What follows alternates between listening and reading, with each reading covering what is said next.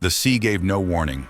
On the morning of March 11, 2011, fishing boats floated peacefully off the northeastern coast of Japan. Trains followed their normal schedules. Children sat in classrooms. Workers filled offices overlooking the Pacific. Then at 2:46 p.m., the ground erupted beneath them. A magnitude 9.0 earthquake, one of the strongest ever recorded, tore through the seabed hundreds of kilometers offshore. Buildings swayed violently. Roads cracked.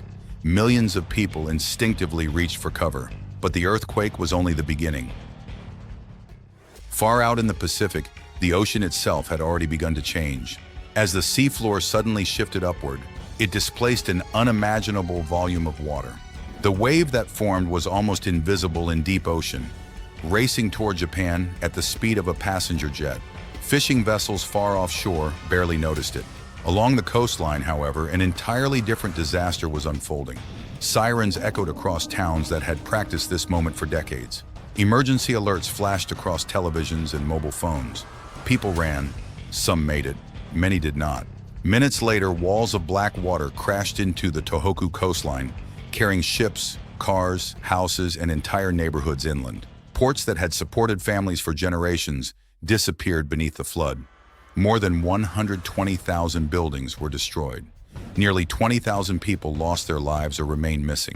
At Fukushima Daiichi, the tsunami disabled critical safety systems, triggering the world's worst nuclear accident since Chernobyl. For a nation that had spent decades preparing for earthquakes and tsunamis, the disaster revealed something deeply unsettling. Preparation had not failed. Reality had simply become larger than the assumptions behind it. Japan had invested more than almost any other country in disaster readiness. Coastal communities held regular evacuation drills. Sophisticated earthquake monitoring systems provided precious seconds of warning. Many towns had already built seawalls designed to reduce tsunami damage. Those defenses had saved lives before, but they had been designed around history. The tsunami of 2011 rewrote history. In several locations, waves climbed over existing barriers as though they barely existed. Water surged through harbor entrances, flooded streets, and continued moving inland long after the first impact. The disaster showed that designing defenses only around previously assumed tsunami scenarios was no longer enough.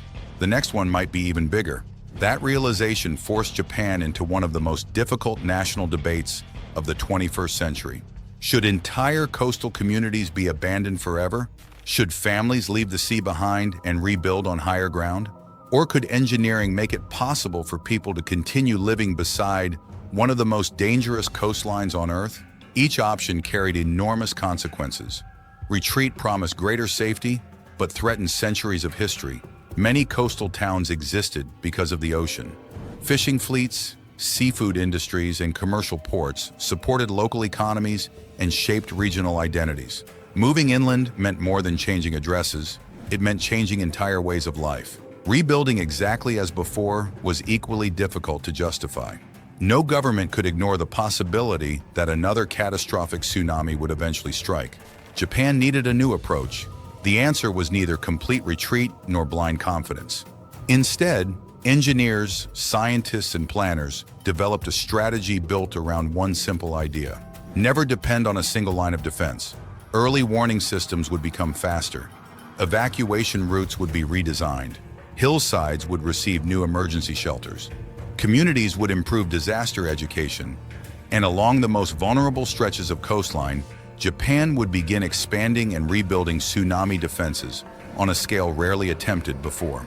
The reconstruction program would eventually include nearly 400 kilometers of rebuilt or newly constructed seawalls along the northeast coast. To many observers, it appeared that Japan had decided to build a giant wall against the Pacific Ocean. In reality, the objective was far more realistic and far more profound. The wall was never intended to stop every tsunami. Its purpose was to slow the wave down.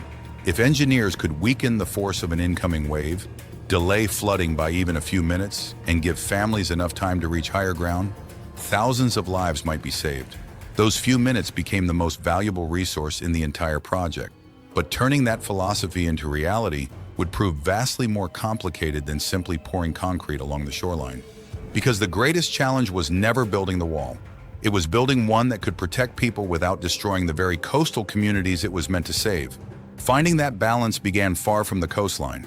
Inside enormous research facilities, engineers recreated tsunamis in giant wave tanks, using scale models of harbors, seawalls, and entire coastal landscapes. High-speed cameras captured every impact. Sensors measured how water climbed, reflected, accelerated, and broke apart. Again and again, the experiments revealed the same lesson. A tsunami doesn't simply strike a wall. It flows over it, around it, and through every weakness it can find. The breakthrough was surprisingly simple. The safest coastline would never depend on a single structure. Instead, every layer had to support the next. The wall would slow the wave. Tsunami gates would protect vulnerable harbor entrances. Elevated roads would double as evacuation routes. Hillside shelters would provide refuge when every second mattered. Faster warning systems would tell people to run long before the water appeared on the horizon. Engineering alone would never save lives. Engineering and preparation together could. Building that system was an extraordinary challenge. The Tohoku coastline is anything but uniform. Rocky cliffs give way to sandy beaches.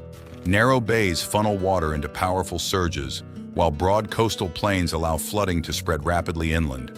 Fishing villages, industrial ports, and residential neighborhoods each demanded a different solution. Rather than forcing one design onto hundreds of kilometers of shoreline, engineers adapted every section to its surroundings. Where ports remained essential, enormous tsunami gates were installed. During normal conditions, ships move freely through them. When earthquake warnings are issued, hydraulic systems close the entrances within minutes, helping reduce the force of incoming waves, while allowing communities to continue living and working beside the sea. Over the following years, thousands of workers transformed the coastline. Reinforced foundations were anchored deep into unstable ground. New seawalls rose where previous defenses had failed. Entire towns were rebuilt with higher evacuation points and improved escape routes. By the time much of the work was completed, Japan had created one of the largest coastal tsunami defense programs in its history, costing around $12 billion. Yet perhaps the most remarkable aspect of the project is what Japan has never claimed. It has never claimed the wall is unbeatable. A sufficiently powerful tsunami could still overtop parts of the system. That possibility remains part of every evacuation plan. The wall was never designed to eliminate risk. It was designed to reduce it. That honesty reflects a deeper philosophy. Nature cannot always be controlled, but its consequences can be. Not everyone welcomed the transformation. Some residents believe the towering walls separate communities from the ocean that shaped their identity. Beautiful coastal views disappeared behind concrete. Fishing towns that had always lived with the sea suddenly found themselves looking at a barrier instead of the horizon. Others see those same walls differently.